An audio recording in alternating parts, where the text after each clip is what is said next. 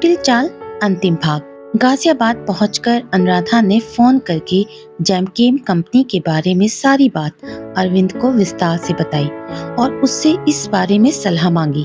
अरविंद ने काफी सोच समझकर अनुराधा से कहा कि अगर इस बारे में कमिश्नर बीके श्रीवास्तव सर से बात करेगी तो वह अब भी कोई भी पुख्ता सबूत न होने की बात कहकर आगे कोई कार्यवाही नहीं करने देंगे। मुख्यालय बेल्जियम में होने की वजह से अब यह अंतर्राष्ट्रीय मामला हो चुका है।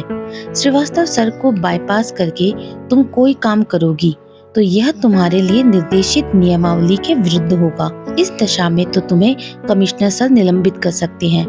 अनुराधा ने मायूस होकर पूछा, तो क्या हम इतनी मेहनत से सारी छानबीन करके पूर्णतः संतुष्ट हो चुके इस केस को ऐसे ही छोड़ देंगे? कितनी मजबूर है हमारी ये नौकरी, कितना बड़ा ओहदा मिला है, पर इन 2 टके के नेताओं ने हमारा जीना हराम कर रखा है। सारे कांड ये लोग करे और इन पर एक्शन लेने के लिए इन्हीं से परमिशन लो।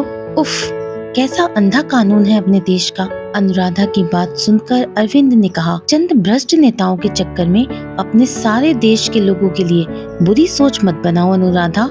अभी भी देश में बहुत से ईमानदार नेता मौजूद हैं, जिनकी बदौलत ही यह देश इतनी तरक्की कर रहा है। तुम्हें बहुत ज्यादा हताश होने की जरूरत नहीं है। मैं कल सोचकर कोई दूसरा रास्ता बताता हूँ। अरविंद की बात से आश्वस्त होकर अनुराधा खाना खाकर सोने चली गई। दिन भर की थकी होने के कारण उसे नींद भी जल्दी आ गई। सुबह ऑफिस जाते वक्त ही अनुराधा को अरविंद का फोन आ गया। वो बोला, अनुराधा, ऐसी दशा में सिर्फ एक तरीका है। तुम ऑफिस में पहुंचकर अपनी पर्सनल ईमेल आईडी से प्रधानमंत्री कार्यालय की ईमेल आईडी पर सीधा ईमेल कर सकती हो। उसमें उनसे सारी बातें गोपनीय रखने का निवेदन करके पूरी डिटेल्स के साथ ईमेल कर देना। अगर उन्हें लगता है कि तुम्हारी जानकारी उनके लिए उपयोगी है तो वे तुरंत ही एक टीम भेजकर तुमसे संपर्क कर सकते हैं। अनुराधा को अरविंद की बात से आशा की किरण दिखाई दी। उसने ऑफिस पहुंचते ही अरविंद द्वारा दी गई ईमेल एड्रेस पर विस्तार पूर्वक जेमकेम कंपनी के घोटालों के बारे में लिखा और साथ ही निवेदन किया कि सारी बातें गोपनीय रखी जाएं। इस बात का अनुराधा की उम्मीद से बेहतर असर हुआ।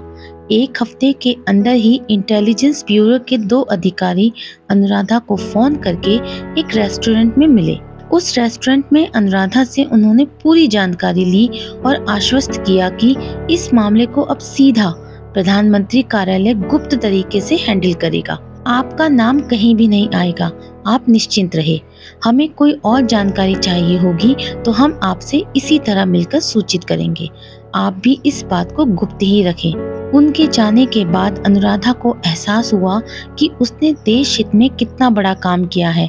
अरविंद ने भी सच ही कहा था, सारे दल या सारे नेता भ्रष्ट नहीं होते, अन्यथा उसकी कंप्लेंट पर इतनी जल्दी एक्शन तो नहीं लेता कोई। खैर, अगले सप्ताह के वीकेंड पर जब अरविंद गाजियाबाद आया तो उसके माता पिता और वीरेश्वर मिश्रा ने घर में ही एक सादे समारोह में अरविंद और अनुराधा की सगाई तय कर दी। इस समारोह में दोनों परिवारों के सगे संबंधियों और मित्रों को भी बुलाया गया। अरविंद ने कमिश्नर बीके श्रीवास्तव सर को भी बुलाया। सभी की मौजूदगी में उनका सगाई समारोह हंसी खुशी संपन्न हुआ। बाद में कमिश्नर सर अनुराधा और अरविंद को आशीर्वाद देने के साथ ही अनुराधा को विवाहोपरांत मेरठ में ही किसी अन्य समकक्ष विभाग में स्थानांतरण करवाने की सलाह देकर चले गए। अगले 2-3 दिनों में इंटेलिजेंस ब्यूरो ने सीबीआई, इनकम टैक्स विभाग, एक्साइज डिपार्टमेंट आदि की टीमों ने एक साथ ही अकस्मात रूप से जेमकेम फैक्ट्री में छापा मारा। 3 दिन तक चली कार्यवाही से कई बातें उजागर हुई। दरअसल जेमकेम कंपनी, जिसका मुख्यालय बेल्जियम में था, इस कंपनी के सीनियर मैनेजर रितेश ठाकुर के पिता रंजन ठाकुर ही थे। उन्होंने धीरेन्द्र पाटिल, जो कि तत्कालीन उद्योग मंत्री था, के सहयोग से कानपुर में जेमकेम की एक बड़ी उर्वरक फैक्ट्री खुलवाई। धीरेन्द्र पाटिल ने फैक्ट्री को लाइसेंस, सस्ती जमीन और विभिन्न विभागों की अनुमति दिलाने के नाम पर जेमकेम कंपनी से करोड़ों यूरो की रिश्वत ली थी। इधर भारत कानपुर से लोकल चमड़ा और मटन व्यापारियों से फैक्ट्री को उर्वरक बनाने के लिए आवश्यक हड्डियां सप्लाई करने का कॉन्ट्रैक्ट भी धीरेन्द्र पाटिल ने ले रखा था। इतना ही नहीं, इन हड्डियों से मिला जिलेटिन जेमकेम कंपनी के स्थानीय अधिकारी फैक्ट्री के जनरल मैनेजर प्रवीण खत्री के साथ मिलकर रितेश ठाकुर की ही एक जिलेटिन फैक्ट्री में बिना किसी डॉक्यूमेंटेशन के भेज दिया जाता और जेमकेम कंपनी के रिकॉर्ड में जिलेटिन को नष्ट कर दिया करके बता दिया जाता। रितेश ठाकुर के पिता रंजन ठाकुर जेमकेम कंपनी को जिलेटिन नष्ट करने का भी बिल भेजा करते थे, जिससे साबित हो रहा था कि जेमकेम कंपनी का इन सब टैक्स चोरी और भ्रष्टाचार के मामलों में सीधा हाथ नहीं है। रंजन ठाकुर ही जेमकेम कंपनी की कानपुर फैक्ट्री और उनके बेल्जियम स्थित मुख्यालय के मध्य एकमात्र सीधी लिंक थे। इसीलिए कंपनी प्रबंधन ने उनके रिटायरमेंट के बावजूद भी एक कॉन्ट्रैक्ट के तहत उनकी तथाकथित सेवाएं ले रही थी। चूंकि जेमकेम फैक्ट्री का लाइसेंस सिर्फ उर्वरक की मैन्युफैक्चरिंग का ही था, इसीलिए उस कंपनी के बेल्जियम स्थित हेडक्वार्टर को कंपनी के अवैध जिलेटिन कारोबार की कोई खबर भी नहीं थी। इस तरह से धीरेन्द्र पाटिल अपने साले रितेश ठाकुर के साथ दोनों हाथों से मलाई खा रहा था। रितेश ठाकुर की जिलेटिन फैक्ट्री में जिलेटिन की खरीदारी के फर्जी दस्तावेजों को भी जब्त किया गया। अब तक की कार्यवाही से ही 15 वर्षों में लगभग 1800 करोड़ रुपए का घोटाला सामने आ चुका था।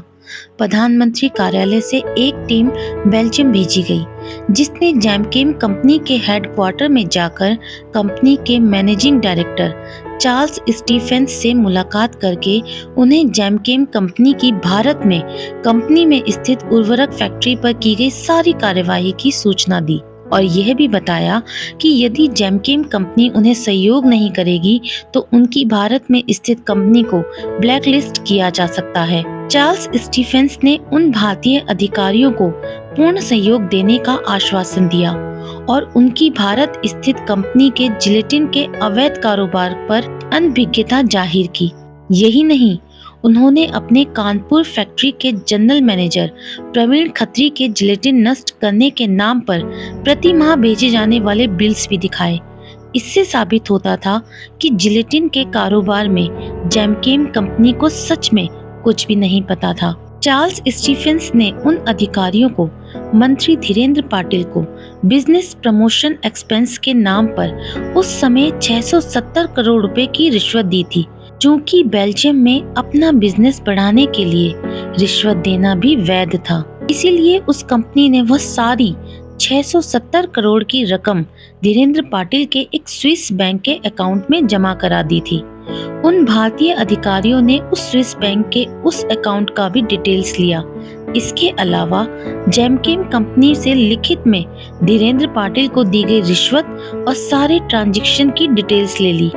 उन अधिकारियों ने भारत में आकर प्रधानमंत्री कार्यालय में सारी डिटेल्स दे दी।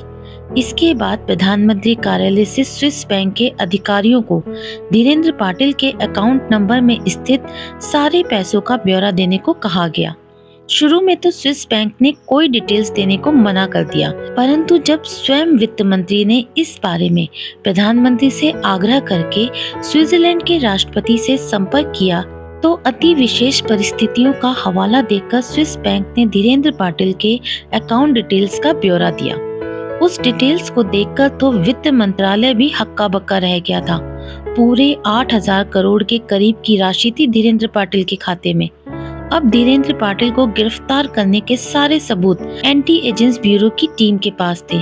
उसे रातों रात गिरफ्तार करके उसके स्विस बैंक अकाउंट में जमा रुपए के बारे में पूछा गया। पहले तो धीरेन्द्र पाटिल ने अपने किसी अन्य खाते में जमा रुपए से इनकार किया, परंतु जब उसे जेमकेम कंपनी के लिखित दस्तावेज की कॉपी और उसके स्विस बैंक में जमा रुपयों की डिटेल्स दिखाई गई तो उसने कबूल किया कि यह रकम उसके उद्योग मंत्री रहते हुए किए गए भ्रष्टाचार की है। इसके अलावा वह इस अकाउंट में रितेश ठाकुर की कंपनी को जिलेटिन के विक्रय से मिले रुपए भी समय समय पर जमा करता रहता था। अगले दिन पूरे विस्तार के साथ धीरेन्द्र पाटिल की गिरफ्तारी, उसके और मंत्री कुंदन महतो के बीच के कनेक्शन और रितेश ठाकुर की जिलेटिन फैक्ट्री के घोटालों से संबंधित सारी जानकारी विस्तार से छपी। जेमकेम कंपनी ने रितेश ठाकुर के पिता रंजन ठाकुर के सभी कॉन्ट्रैक्ट निरस्त करके उनके खिलाफ बेल्जियम में आपराधिक मामला दर्ज करके स्थानीय पुलिस से गिरफ्तार करवा लिया। अनुराधा की बुद्धिमानी और अरविंद के साहस से बाहुबली धीरेन्द्र पाटिल की सारी कुटिल चाल अब पूरी तरह से नाकामयाब हो चुकी थी। भारत में धीरेन्द्र पाटिल और कुंदन महतो जैसे भ्रष्ट राजनेताओं को पकड़वाने में अहम भूमिका निभाने के कारण प्रधानमंत्री कार्यालय द्वारा अनुराधा के किए कार्य की विशेष अनुशंसा की गई। जल्द ही अनुराधा का विवाह अरविंद के साथ पूरी धूमधाम से हुआ, जिसमें प्रदेश के माननीय मुख्यमंत्री भी उसे आशीर्वाद देने को आए थे।